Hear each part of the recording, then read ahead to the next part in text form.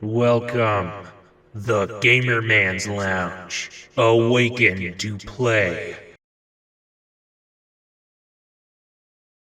Hopefully things are going well for you guys. As for me, this is a commentary video, but unless it's a emergency news commentary, commentaries are going to basically focus on multiple topics at a time to basically make sure there's it's like turned into like something bigger when it comes to the commentaries. How these commentary videos work is that I'm going to basically pick up to 3 random topics to talk about. And basically how that works is that I talk about one topic and then transition to another topic, and if there's like a third topic, I'll transition to a third topic, and then I'll go ahead and do my usual outro, and then, yeah, you get the gist of it. So basically it's like multiple topics at a time, and also it's kind of like do my traditional intro, and then do my topics, and then do my traditional outro, and then of course it just winds up, oh, hey, guess what? Hit the subscribe button and check out in other platforms, the usual outro. However, for this commentary, we're going to be doing like 2 random topics, and that's just going to be essentially it. This is just me testing out the thing when it comes to the commentary. This is like an experimental thing that I'm doing. Alright, now I'm going to go ahead and get this out of the way. I am doing what I can from left and right to make sure that this year is the biggest year ever for this YouTube channel. The last 2 years, I wasn't able to get much done for like a big holiday special like I traditionally do on my YouTube channel. But this year, I think because of the measures that I'm taking, I think I might be able to pull off some holiday specials this year. That's going to be bigger and epic than the ones I put out for like 2 years. Past 2 years. But anyway, with that out of the way, and in the meantime, here you go with the 2 commentary topics to pretty much start off this whole experimental thing that I'm doing with the commentaries.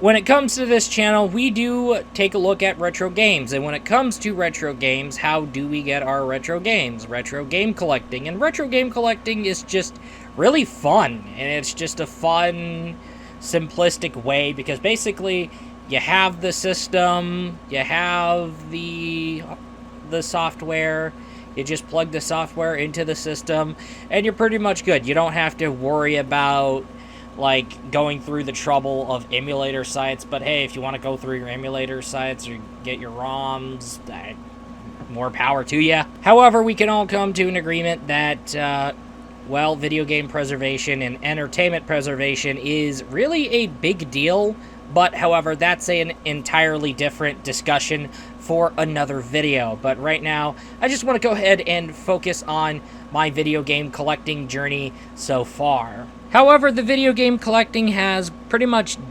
well, let's just say it's not just about the nostalgia for me. It's about me getting an opportunity to basically go through the games I missed, what about the games I have played that I missed out on, the various other stuff, and pretty much you get the convenience of having the system with you, and then you just plug in the carts, and then you just flip the switch on, and then you're just sitting back and comfortably playing it, and it's great. However, another reason, let's get to that already, I want to build up my library. I just want to have a big number of games to play, because I'm doing this in the event our current games industry goes pretty much downhill, and shit can go downhill.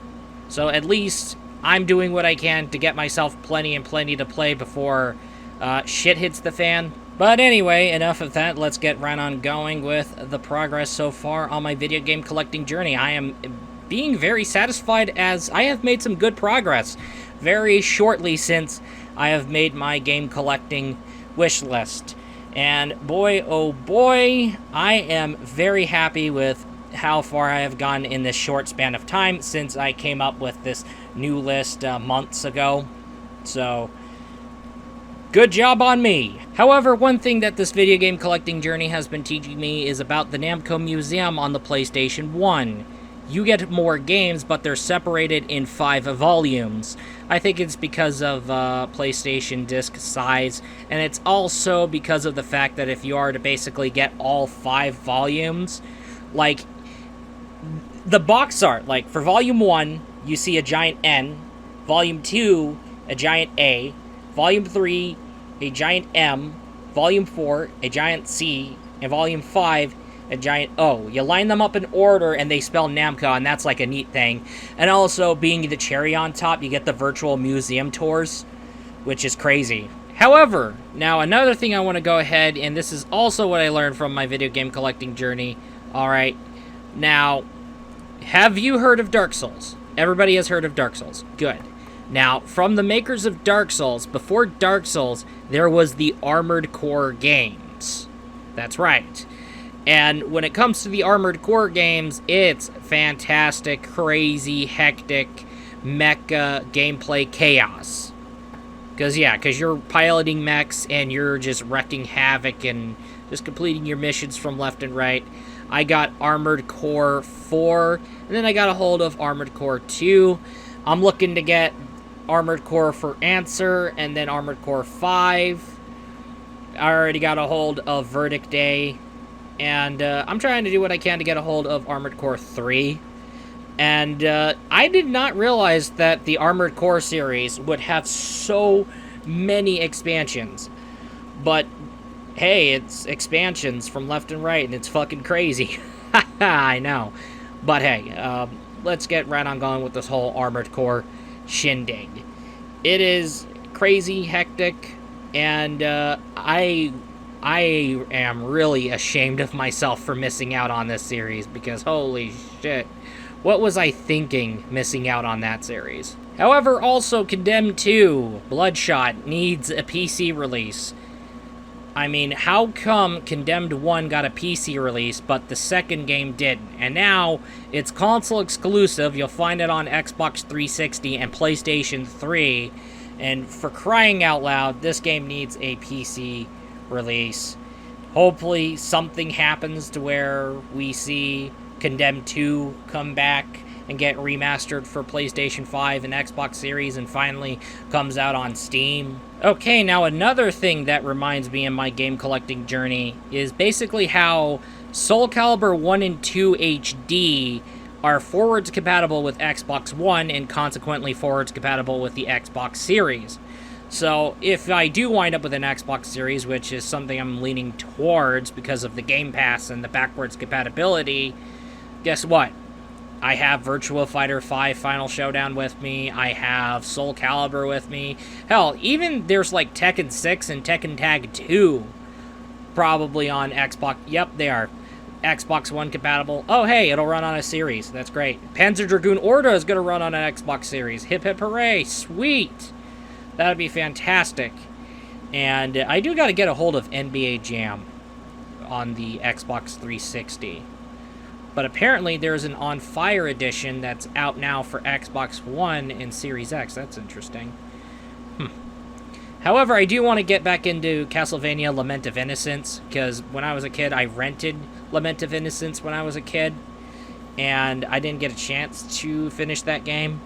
But hey, at least I got Castlevania Curse of the Moon, or Curse of the Darkness. Now, I want to go ahead and get to this, because the Silent Hill remasters became a train wreck, and they were like, oh no. And alright, I'll just go ahead and get Silent Hill 2 and 3 original on the PlayStation 2.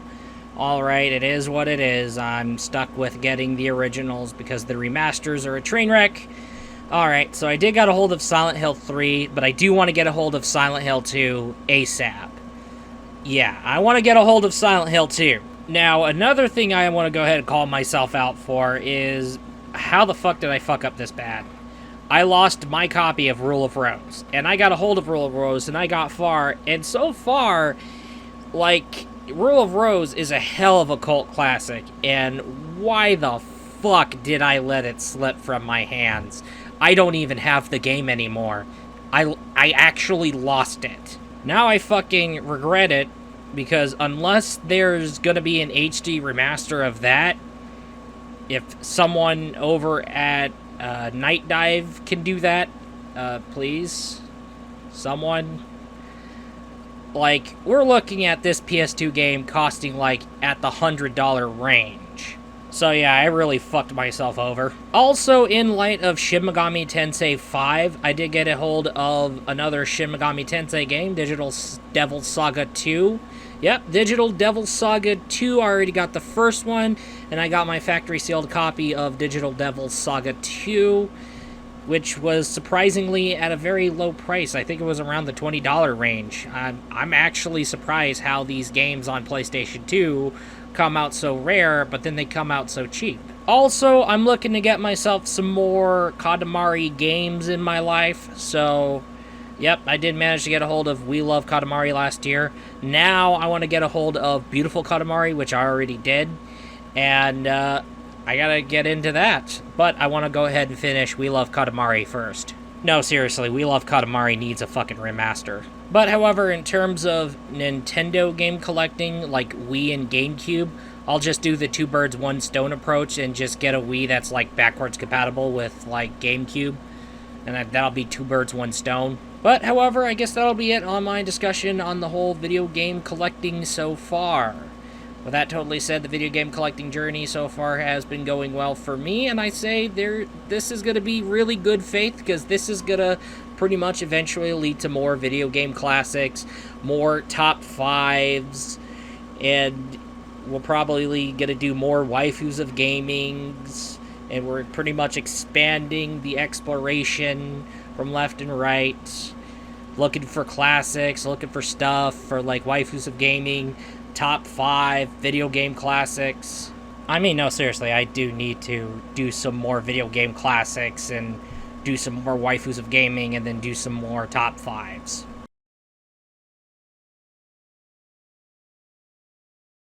Remember when we had this wonderful thing called insert worldwide situation here that was like leading to lockdowns? I would like to say the name of the situation, but unfortunately, YouTube would be upset if I were to mention anything about it, as a matter of fact. So, yeah, let's keep right on going. So, there is some things that I did learn from the lockdowns. And, yeah, toilet paper. What the fuck is wrong with these damn scalpers? For crying out loud. But, however, there was one thing. Alright, I need to go figure something out. And there was something going on. And this leads into one thing that I have definitely learned from the lockdowns. Alright, so there's this thing called a bidet, where you just attach it to your toilet. That is if you're doing hardware installations, which I'll get to later. Now, bidets are really the big deal and a very important thing.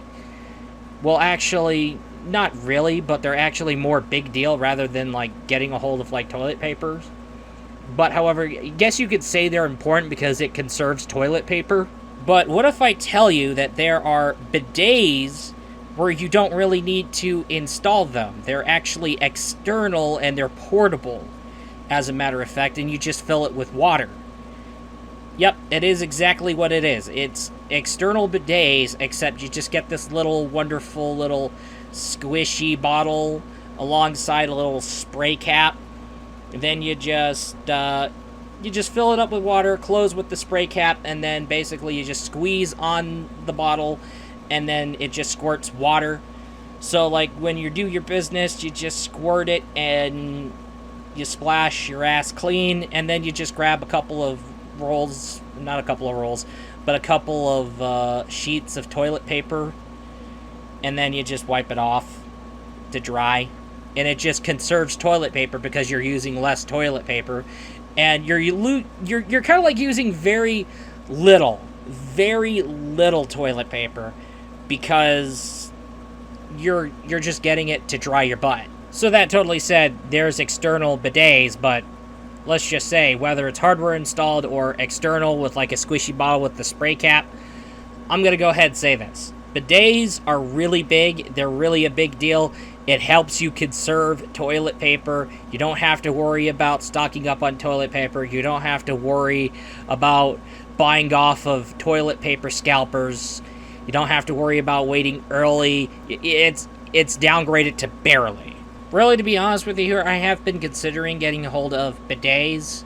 And I'm like, okay, so the hardware installation seems to be simplistic. Just turn the water valves off and just screw things in and whatnot, and you're kind of good. Alright, that should work. But then, however, I came to a realization, okay, I could save myself the plumbing by getting a hold of this external bidet that's, like, portable as hell, and, oh, hey, I don't have to worry about toilet paper at all. And really, to be honest with you here, like, the model of external bidet that I got was, like, meant for not just at home, but on the go. Like, when you're at some restaurant or you need to use the public restroom, you just walk over to the sink, fill it with water, and then you go in, do your business, and then squirt your butt. And you're good. And that's, like, really cool. That's, like, a big deal. And, yeah, and having those portable bidets is absolutely okay. I can see that working. I can see that. That's a brilliant idea. Now, with that totally said, I went ahead, ordered the bidet, it came in the mail, I got a hold of it, I spared myself the plumbing shenanigans, filled it with water, used it, and, of course, I like what the bidet has been doing for me. Because guess what? It has been pretty much conserving toilet paper. Now, there's, like, a bunch of toilet paper that I wound up getting a hold of, and then the next thing you know, all that is barely touched on, and, like, more, like, the toilet paper, the amount of toilet paper I have is, like, it just remained untouched for, like, let's just say the rest of the year, and the half of this year. I guess you could say, no, I wouldn't say a full year. I wouldn't say a full year, but, like, I gotta say, because of this bidet, like, I have been pretty much barely ever using toilet paper at all. I just used the toilet paper to dry my butt, and I really didn't need much toilet paper. And I'm good. I'm gonna go ahead and correct myself right there. They're actually called portable bidets, and portable bidets, they're good items. I had a good time with this item. I was good, like, conserving toilet paper from left and right. Now, with that toiletly said, boo, bad puns, I know. But that totally said, if you're looking to get more than one, understandable. Actually, as a matter of fact, it's recommended if you get more than one. Actually, if you want to get an extra one to gift to someone, so that way you and someone else is basically like conserving toilet paper from left and right, hell yeah. That said, fight the inconveniences, save the toilet paper, and of course, get yourself a bidet, whether it's hardware installed or one of those little portable handheld bidets. All I gotta say here is bidet OP. Alright, you have reached the end of this wonderful experimental thing on commentary videos. And with that totally said, that is all, and I will be looking forward to you in the next video. Peace out. This is nothing but a video product made by a fellow gamer man. Ayo!